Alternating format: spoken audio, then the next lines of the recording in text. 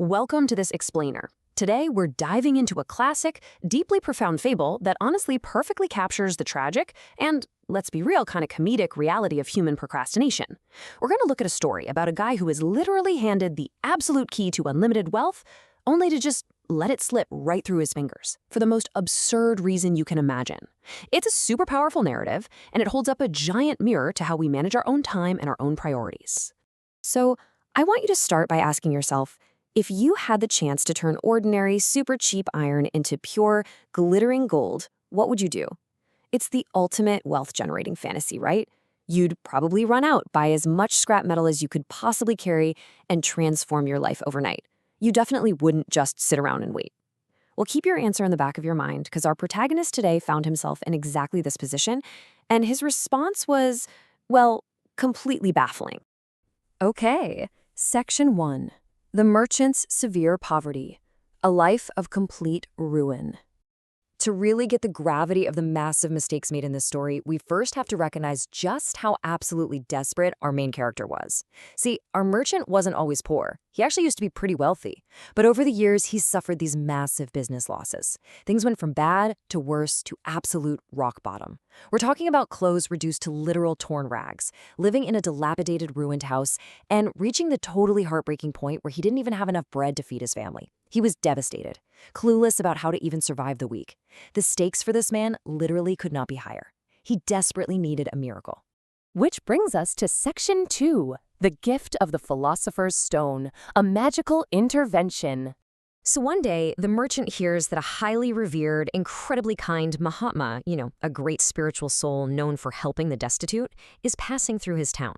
With tears in his eyes, the merchant approaches the Mahatma and just begs for his grace to end this terrible poverty, to somehow secure a future for his starving family. The Mahatma looks at his pitiful state, feels this deep, deep compassion, reaches into his bag, and hands him what looks like a totally plain, ordinary brown rock. I mean, the merchant was probably hoping for a handful of coins, right? But no, this is a Paras Patar, the mythical philosopher's stone. This completely unremarkable little rock has the absolute miraculous power to turn any piece of iron it simply touches into pure, unadulterated gold. Mind-blowing, right? But there's a catch, and it's a huge one. The Mahatma looks right at him and says, "I will return to take the stone back in exactly 3 months." So the absolutely crucial point here is the ticking clock. This is a temporary gift. It's a highly specific, non-negotiable window of opportunity. 3 months, and then the magic leaves his hands forever. Now, the instructions the Mahatma leaves behind are brilliantly, almost laughably simple. Step 1, buy some iron.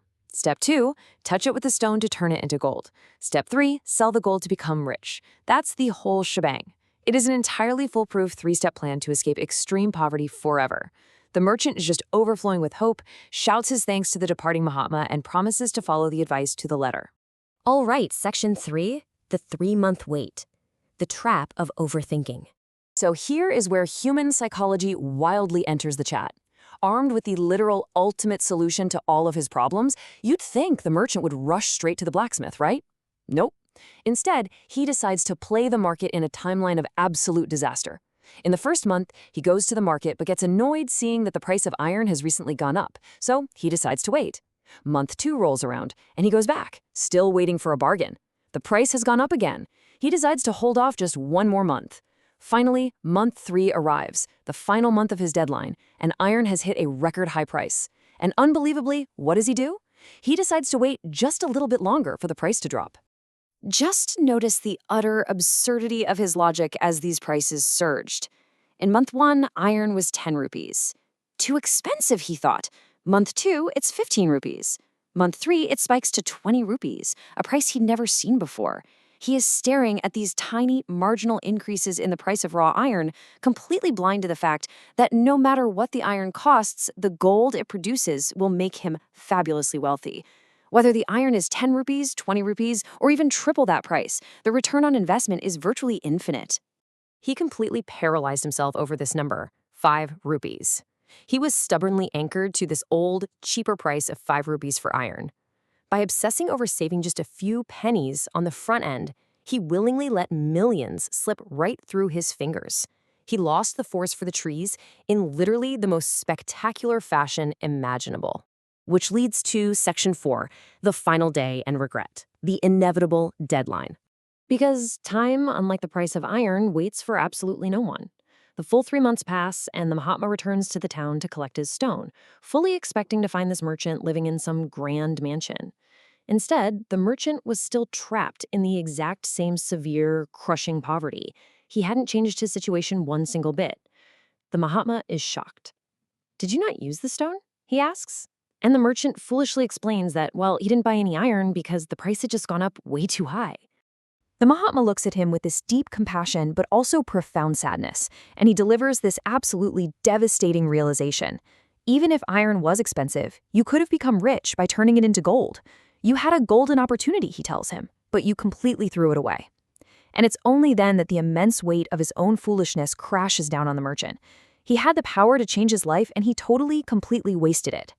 And finally, Section 5, the Philosopher's Stone of Life, the true meaning of the fable. Because look, this isn't just a story about a foolish ancient merchant who was, frankly, terrible at math. What does this actually represent for you and me right now? The source material breaks down this metaphor perfectly. Item 1, the Philosopher's Stone is human life itself. Getting this human body is considered this incredibly rare, precious opportunity with a strict time limit, our 3 months, so to speak. Item 2, the gold represents achieving our true spiritual wealth and purpose. It's the ultimate goal of finding the divine within ourselves. So, the crucial takeaway here is that we are the merchant. We constantly postpone our most meaningful work, our personal growth, our spiritual goals, our true life's purpose, just because the conditions don't feel perfect. We think, foolishly, that it's going to be easier later. We tell ourselves, we'll focus on the big picture once we have more money in the bank, once the kids are older, once work calms down a bit. We are literally waiting for the price of iron to drop, entirely forgetting that our time with the stone is rapidly running out. So I want to leave you with this final provocative thought. Your life's 3 months are ticking away right now. What iron are you waiting to drop in price? What absolutely crucial life purpose are you delaying because you're caught up in trivial day-to-day excuses? Don't let the Mahatma return to find you exactly where you started. Take your stone, buy the iron today, and start making your gold. Thank you so much for joining me on this explainer, and I really hope this sparks some urgent, beautiful changes in your own timeline.